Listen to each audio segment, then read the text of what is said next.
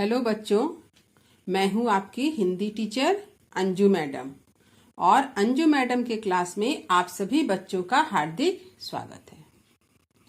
बच्चों, आज मैं रैदास के पद पाठ को पढ़ा रही हूं। आप लोगों ने 3 पद पढ़ चुका अब तक में। आज यह चौथा नंबर पद है। मैं आप लोगों को बता दूं, रैदास जी के 3 पद का अर्थ सहित व्याख्या वाला वीडियो YouTube में अपलोड है। उसका लिंक डिस्क्रिप्शन बॉक्स में दिया हुआ है। आप वहां जाकर के उसे चेक कर लें और पूरी अच्छी तरह से समझ लें, पूरा का पूरा। तो चलिए शुरू करते हैं रैदास के पद। रैदास के पद कवि रैदास। पद 4।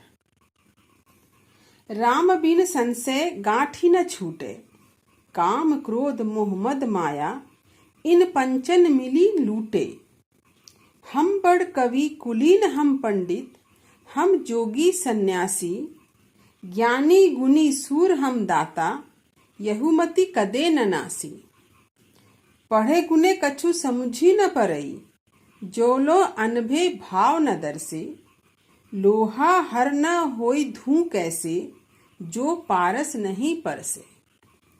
कहे रैदास और असमझसी, भूलि परे भ्रम भोरे। एक आधार नाम नरहरि को, जीवनी प्राण धन मोरे। तो बच्चों, अब आप कठिन शब्दों के अर्थ को देखिए, उसे लिखते चलिए जैसे आपने पहले भी लिखा है। पहला शब्द है संशय। संशय का अर्थ होता है संदेह। गांठी, गांठी का अर्थ होता है बंधन, जैसे गांठ लगाना कहते हैं ना, गिरह। छूटे, छूटे का अर्थ यहाँ है समाप्त होना। काम, काम का अर्थ है इच्छा। मद, मद का अर्थ है अहंकार। पंचन, पंचन का अर्थ होता है 5। दाता, दाता का अर्थ है दानी। मति, मति कहते हैं बुद्धि को। कदे, कदे मतलब कभी। नासी, नासी का अर्थ होता है नष्ट। जौलो मतलब जब तक। अनभय, अनभय का अर्थ होता है अनुभव। दर्शय, दर्शय का अर्थ होता है दिखाई देना। धूं, धूं का अर्थ होता है सोना। पारस एक पत्थर है। परसय माने छुआना। असमझसी मतलब ना समझी। भूली माने गलती। भ्रम संदेह। प्राण मतलब प्राण। मोरे मतलब मेरा। फिर से एक बार दोहरा रही हूं, आप धीरे धीरे अर्थ को लिखें। संशय संदेह। गांठी बंधन। छूटे, छूटे का अर्थ है समाप्त होना। काम इच्छा। मद अहंकार। पंचन 5। दाता दानी। मति में बुद्धि। कदे कभी। नासी नष्ट। जौलो मतलब जब तक। अनभय, अनभय का अर्थ है अनुभव। दर्शय मतलब दिखाई देना। धूं सोना। पारस एक पत्थर का नाम है। परसय छुआना। असमझी ना समझी। भूली मतलब गलती। भ्रम मतलब संदेह। प्राण मतलब प्राण। मोरे मतलब मेरा। यहाँ मैं बता दूं, पारस एक पत्थर को कहते हैं, एक ऐसा पत्थर जिसके बारे में ये कहा जाता है कि अगर इसे लोहा से छुआ दिया जाए तो लोहा क्या बन जाता है, सोना बन जाता है। यह है पारस पत्थर की खासियत। तो अब चलते हैं पद के अर्थ की तरफ। देखिए आप, राम बिन सन से गांठ ही न छूटे। रैदास जी कहते हैं कि राम अर्थात ईश्वर, मैंने पहले ही बताया है उनके राम भी हैं और कृष्ण भी हैं। राम मतलब श्री राम, दोनों ही हैं। तो दोनों ही ईश्वर किसके रूप है? विष्णु के। यानी कुल मिलाकर हम कह सकते हैं उन्होंने ईश्वर को माना है ना। तो राम बिन सन से गांठी न छूटे, यानी राम के बिना, ईश्वर के बिना, ईश्वर की सहायता के बिना संदेह की गांठ समाप्त नहीं होती है। तो क्या संदेह है? इस संसार के प्रति हमारे मन में संदेह होता है, इस जीवन के प्रति हमारे मन में संदेह है, तो ये गांठ समाप्त नहीं होती जब तक हमारे ऊपर राम की कृपा नहीं होती है, ईश्वर की कृपा नहीं होती है। तब तक हमारे मन से संसार को लेकर जो भ्रम है वह दूर नहीं होता, जो संदेह है वह दूर नहीं होता है। काम क्रोध मोह मद माया इन पंचन मिली लूटे। ऐसा क्यों होता है? उन्होंने कारण बताया है कि 5 विकार क्या होते हैं? दुर्गुण। ये 5 विकार क्या हैं? काम क्रोध मोह मद माया। इच्छा, गुस्सा, लगाव, अहंकार, माया, ये क्या है? 5 विकार है, 5 दुर्गुण है। इसने मनुष्य को अपने वश में कर लिया है।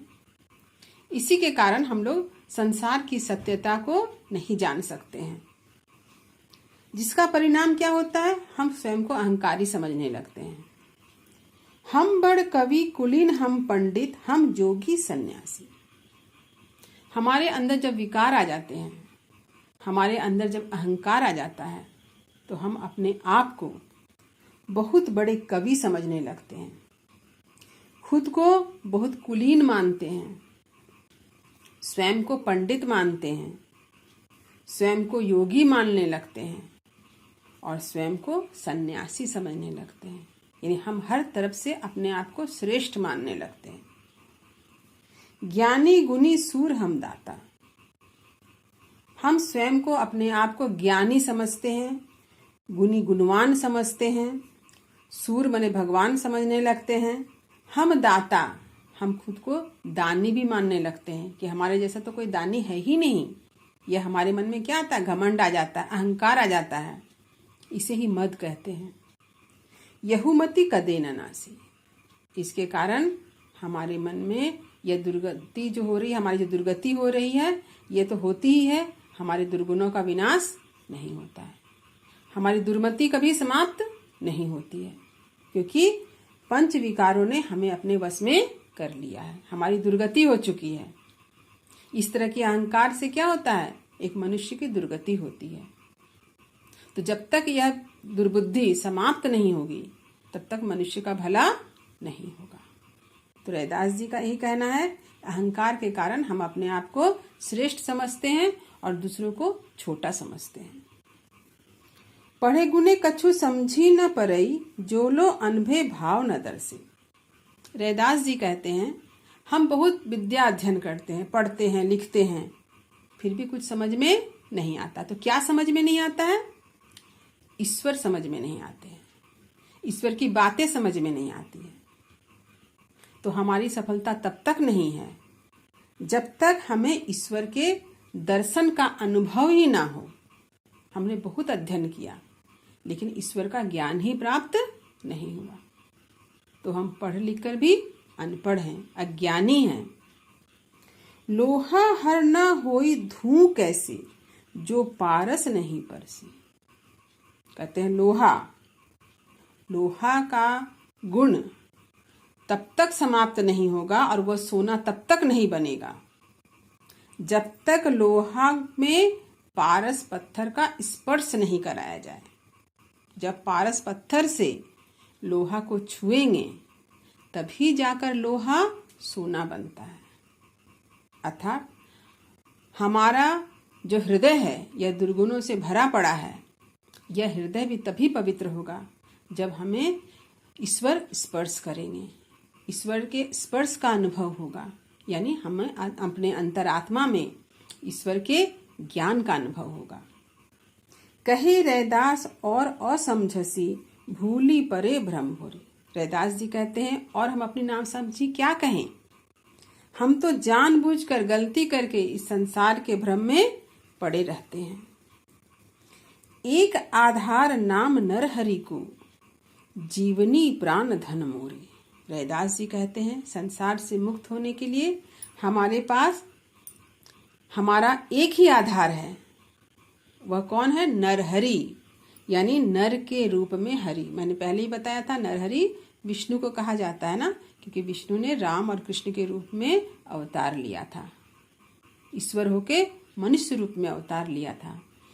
यहाँ रैदास जी ने राम और कृष्ण ईश्वर सबको एक ही माना है। तो वे कहते हैं हमारे जीवन का आधार एकमात्र ईश्वर हैं। जीवनी प्राण धन मोरे, वे ही हमारे जीवन के प्राण रूपी धन हैं, वही हमारे धन हैं, उससे बढ़कर कोई संपत्ति नहीं।